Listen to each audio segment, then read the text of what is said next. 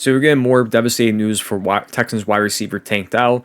News that we already knew, but unfortunately does confirm the worst. This is from Houston Chronicles Jonathan Alexander. It says, quote, Dell will more than likely miss the 2025 season and be placed on the physically unable to perform list, given the nature of his knee injury and the timing of the ACL surgery, which took place just 2 months ago. The timetable for an ACL injury is typically 6 to 12 months. Dell also dislocated his knee, tore other ligaments, and damaged his meniscus. Again, this is from Jonathan Alexander of the Houston Chronicles.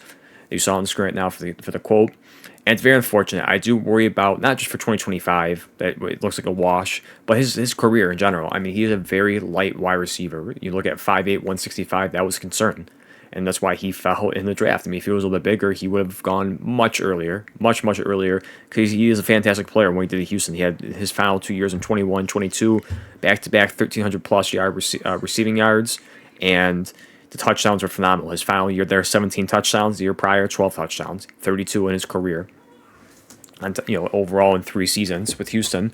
So it's very unfortunate because he's elusive. He's shifty, especially in the red zone there. And if you look at especially in 2023, a lot of touchdowns. He really heated up too towards the end of the year, or towards the end of his year before the season-ending injury in his rookie season. In the last 4 games, 1, 2, 3, 4. Yeah, in the last 4 games, or sorry, 5 games, I should say. Last 4 games, he had a touchdown in each of them. He was starting to be a big implement of the offense, big part of it. He was a great duo alongside him and Nico Collins.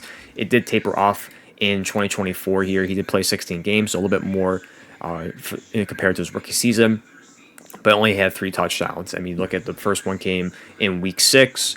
Then the one was in week 8, 2 weeks later, and the last one came all the way in week 16, where I think that was the play where he did get hurt in that one. Receiving yards too was up and down in the season as well. Gave you some good performances: 62 receptions in week 3, his season high 126 against the Jets in week 9, 72 against Tennessee, and he had 98 against Kansas City. But again, I think it was a little bit more of a backseat to a little bit of a crowded field with Stephon Diggs. And you saw, I think he started to heat up a little bit, be implemented a little bit more in the offense. Not receiving yards, of course, because it doesn't jump off really.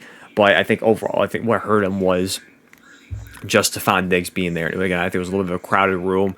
And unfortunately, not just for Tank Dell, but for everyone in general was banged up. Stephon Diggs also got a season-ending injury as well. Nico Collins was put on IR at one point. So it was brutal not for Tank Dell, but for everyone there. But again, for Tank Dell-wise, I do worry about his future.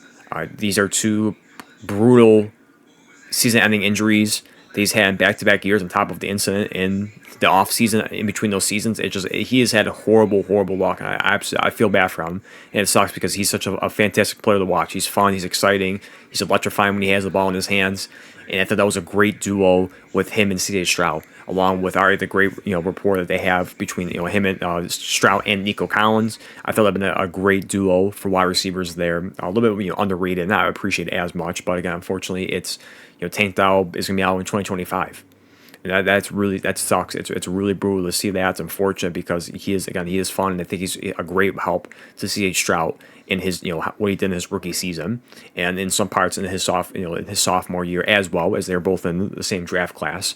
So again, but hopefully hope for the best. Hopefully everything pans out for Tank Dell, and we'll get ready for his return in 2026. And I hope that he has a breakout season. He plays unbelievable in that next year when he comes back.